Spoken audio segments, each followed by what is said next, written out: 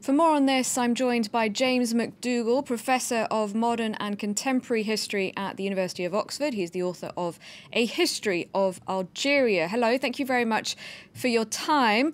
So the head of the army says Bouteflika should go. So does the former Prime Minister and Algeria's biggest union. Why do you think we're seeing this momentum now against him now?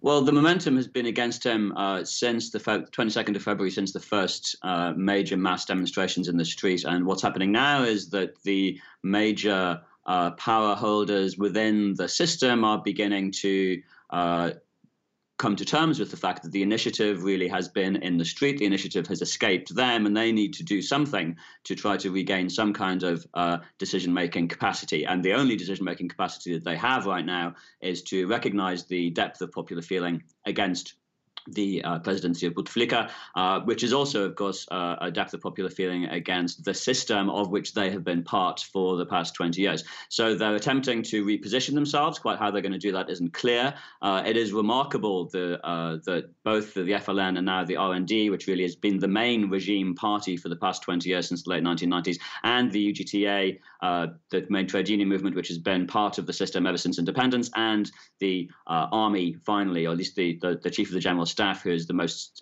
significant figure really in terms of the military's position within the system, have all now taken this stand. Quite what they support in terms of a transition next is not at all clear. Now, it seems that protesters can see straight through them, so to speak. We have a reporter here, Merima Melal, who was telling me before that protesters have greeted these calls for Bouteflika to go with scepticism for exactly that reason that you were saying, that it seems they're just jumping from a sinking ship and trying to save their own skins. Do you agree with that assessment?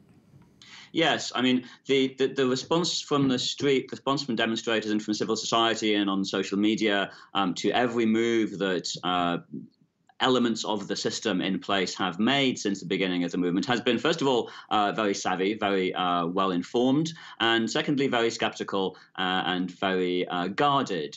People have seen in Algeria the system save itself before by various means. It's been able to recompose its interests, recompose and protect its interests through a number of different kinds of transitional moments ever since the collapse of the single-party state in Algeria in 1988 and 1989. The most recent move is one that was called for repeatedly over the past several years, the invocation of Article 102 of the Constitution, which provides for the destitution of the president in the case that he's not able to exercise his functions because of medical incapacity.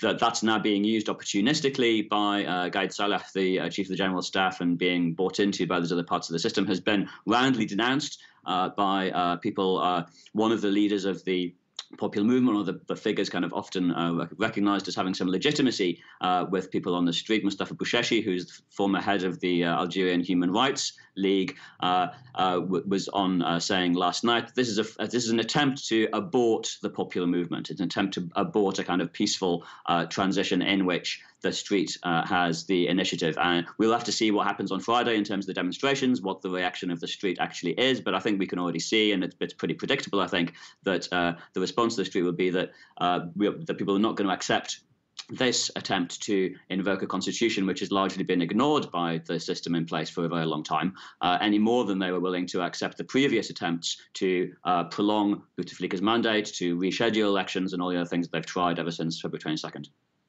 Speaking of elections, do you think protest leaders are getting organised now with the view of taking part in elections? But I imagine that they need quite a bit more time. Yes, it's not at all clear how that might happen. There are, of course, opposition parties in Algeria. Algeria has a large multi-party system.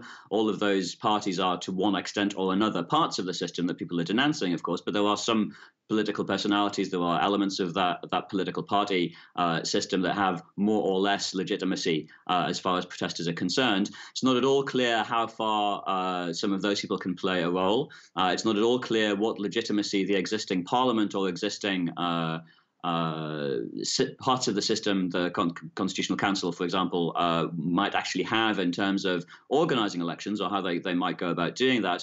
And it's too soon to see any real organic leadership emerging from the protesters themselves. So that's really the difficulty in terms of navigating the next steps of this transition, which has now really begun. I mean, we are seeing a transition now. It's just a question of transition towards what and who is going to be able to manage it, those questions remain fundamentally unanswered and impossible to predict the answers to, I think.